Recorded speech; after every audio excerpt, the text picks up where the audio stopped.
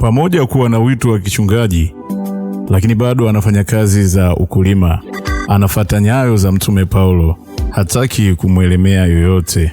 Huyu si mwingine, ni mchungaji Angelo Mwidunda katika ubora wake.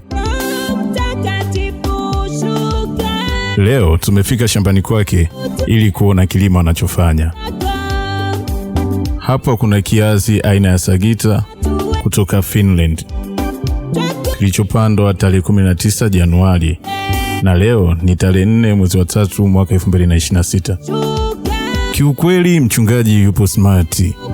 Usmati wake si katika uchungaji tu, bali hata kwenye kilimo. Kama unavyoona, shamba lake lipo vizuri, shamba lipo safi, mbolea zinawekwa kwa wakati, madawa yanapigwa kwa wakati. Kiukweli kiazi kimekubali sana. Kiazi ni cha kijani kuliko kijani chenyewe.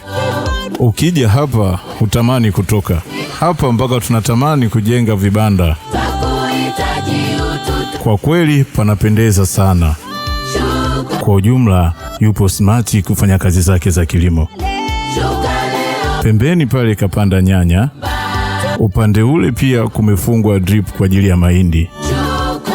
Weka oda yako ukihitaji nyanya, viazi, mahindi ya gobo, kwa mchungaji utayapata.